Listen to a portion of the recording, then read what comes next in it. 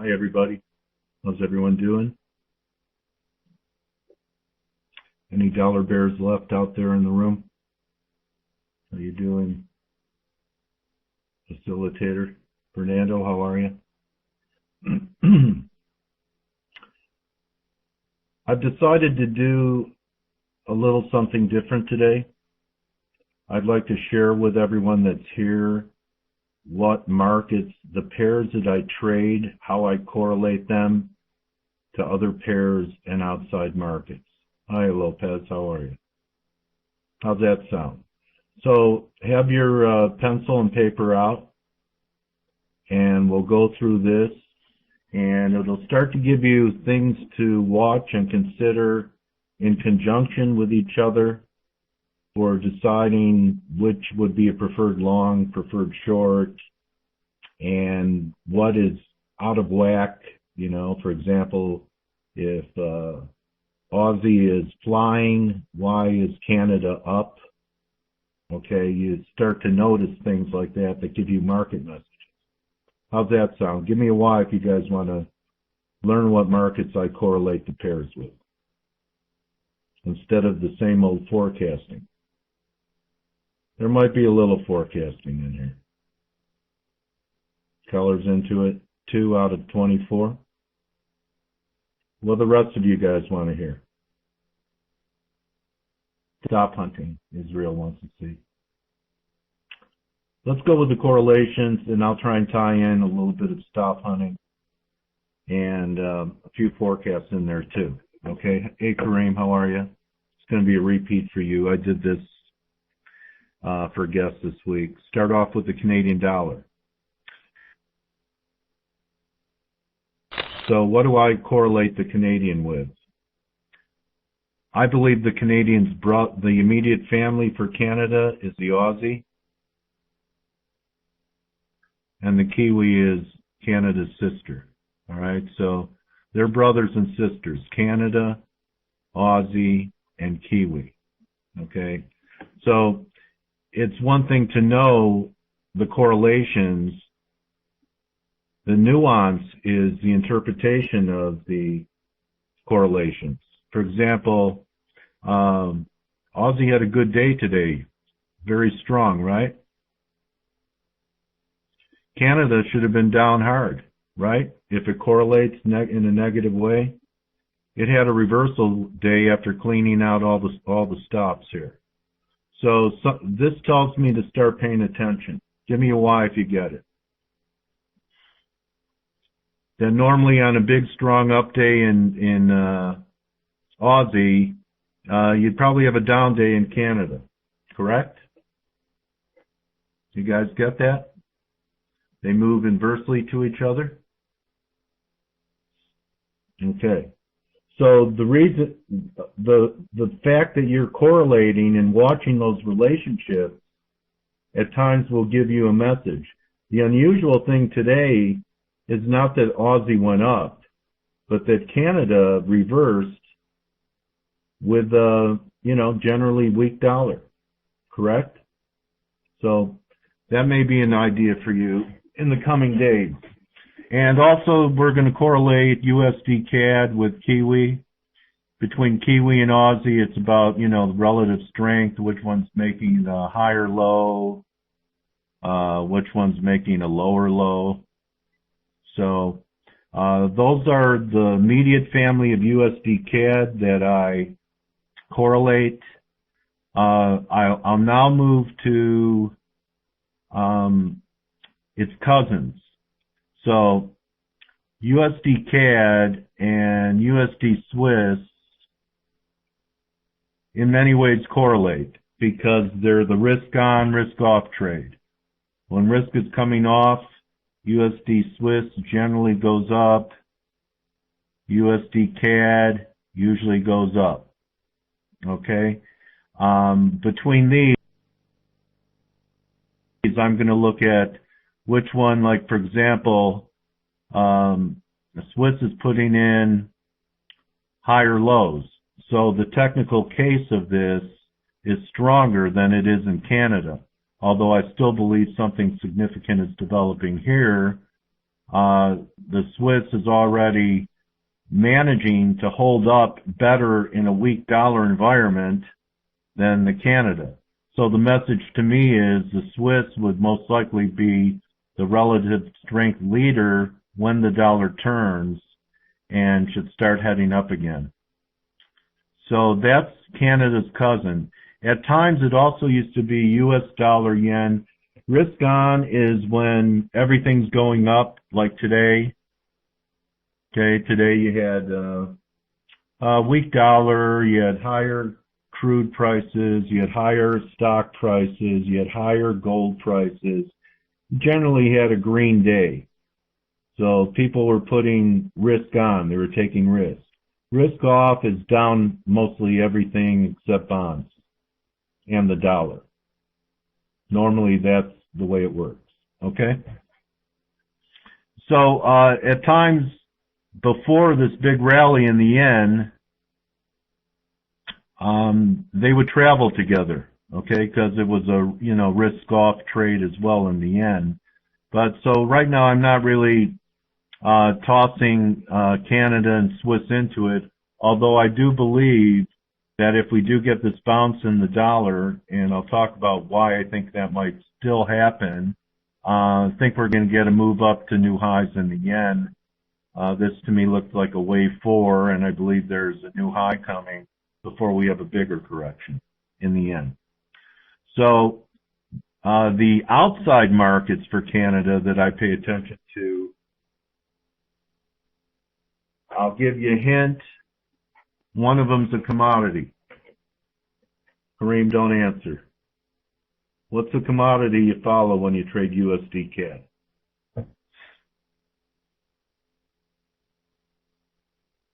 Can you guys see the S&P chart right now? And also Canada, Canada also will follow the S&P. So there's a pretty good correlation to when the S&Ps are going down that you'll get a bounce in Canada. And when it's going up, Canada will normally head down, which ties into the oil being part of the S&Ps. But the S&Ps are part of it. So if Canada's coming close to a bottom, I would think that we're most likely not going to break out and probably stall up here around 1400 and then roll over so we could get that Canadian rally. If we're just going right up, blow off to new highs to 1440, I can't see the dollar doing much to the upside in those conditions. That will still be risk on. So really, we are at kind of a moment of truth in the S&Ps. We had this ABC 65 handle pullback, and we moved sideways, had this very negative Monday to take out almost all the stops. And then we've taken out the stops over last week's highs, so these shorts are gone. And this is either going to fail from here and roll over, or we're going to blow off to new highs. So I think it has to resolve itself one way or the other in the next couple days. And we'll know a lot about the dollar from there. But I wanted to point out the crude when it comes to Canada.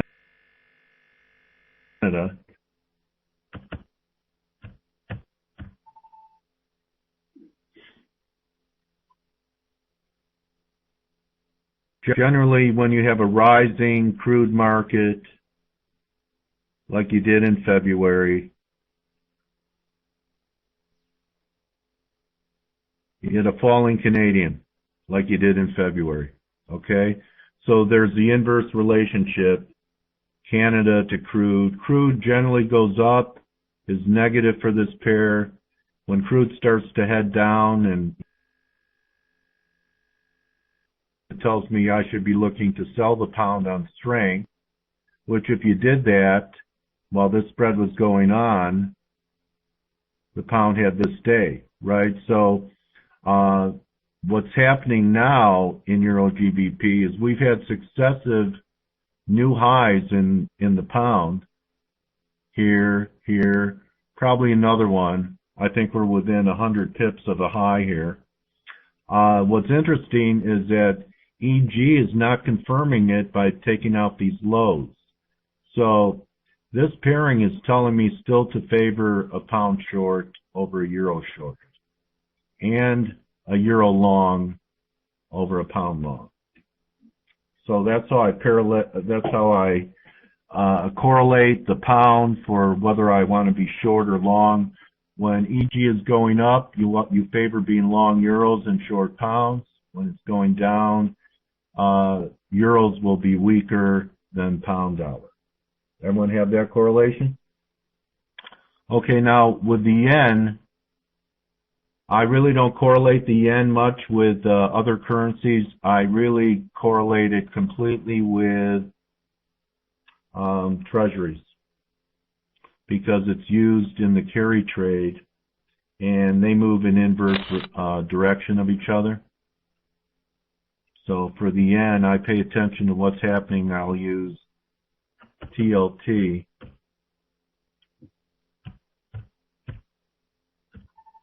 And in general, when the bonds were going up, the yen was going down. So the bonds started going down, right? And the yen had that big move to the upside. So I watch for inverse correlations in the bonds. If I'm bullish of bonds and I think they're going to 125, then I should be looking for maybe 77 again in the yen. I should be negative that pair. But if I think the bonds have topped and that rates are going to start heading higher and the bonds heading lower, the long side of US dollar yen is going to be the right place to be in a dynamic way to play the short side of the bond market. You guys got that?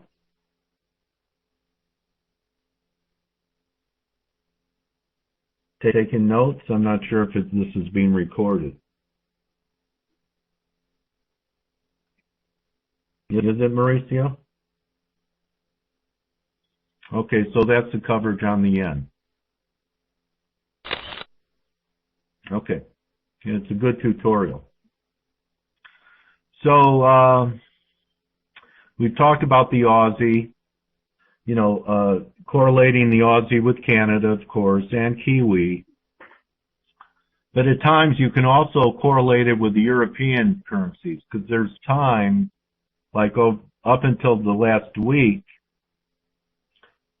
the commodity currencies, because of the China story and the weakness in copper and so forth, Aussie's been relatively weak compared to Aussie has been relatively weak for a few months now.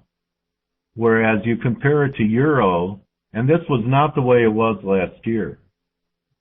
Aussie would lead the parade, and the European currencies, the Euro and the Pound, would coattail it.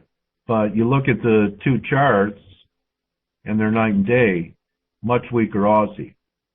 So at times it'll tell you, should I favor being short the commodity currencies over the European counterparts? So I also compare the Aussie to Euro and Pound dollar as far as relative strength or weakness to tell me which one should be my preferred long or short. See, because the trick of correlations is if you select the right trade, it's kind of like American Idol. You could be the greatest singer in the world, and if you choose the wrong song, your song choice is off. Your performance isn't going to be as good because it didn't fit you. If you can learn these correlations and then diagnose what the weak sister is for you to be short, even if markets are going up, they'll go up less, it'll be more forgiving and give you the staying power than if you shorted the relative strength that's a moonshot right now. Correct? And same thing, if you could identify what your preferred long would be in your correlations that, let's say like right now, I still think Canada has another new low in it, but you know what? It did something right on a day it should have done nothing right. Okay? Obviously no support underneath it. I still think that there could be another shot down, some type of 3 drive to a bottom formation, and a better RSI reading at new lows. But this told me today, because I noticed these correlations, hey, why wasn't Canada down with the nice pop in Aussie and Kiwi? And as far as the Aussie is concerned, the commodity that I pay attention to more when it comes to Aussie is copper, more than gold. Canada, oil, because it's known as a petro-rich nation, you know, the Saudi Arabia of North America with the tar sands and everything. And because of Aussie's relationship with having a strong or weak China, I feel copper is a good guide. Copper's been weak while Aussie's been weak. And also the Shanghai Index is something else for you Aussie traders to keep an eye on.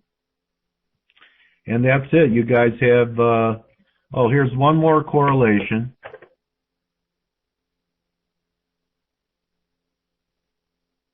And you almost have to say that they're like twin sisters. Hold on. I know I'm going to have to refresh.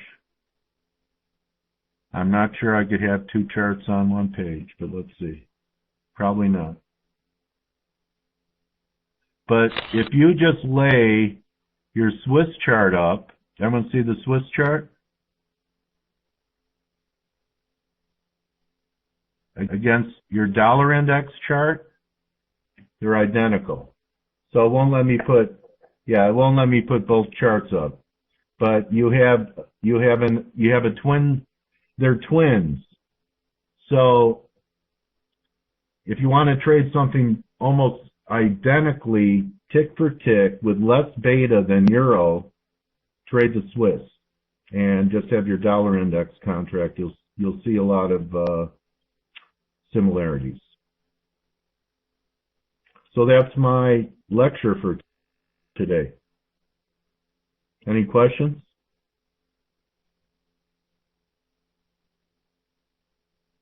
Sam, you could follow. It's not a real highly high volume contract. You'd probably want to follow the futures in the individual futures to get a flow for that.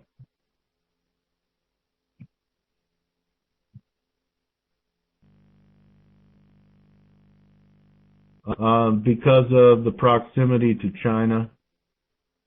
Yeah, and I don't do it, but I know traders that watch the futures volume as being more significant than the volume in the retail trade. What are you thanking me for?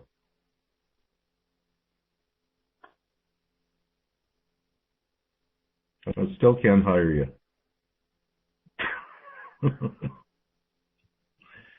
Anything else?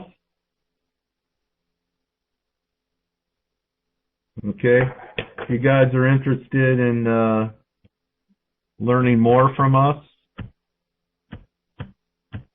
in our live room, via Twitter, or on a trade copier, that's where you found us. No, that was the last one, Sam. We had a lot of free things for a few months. Now we just want to feed our families. We feel that we're a great value.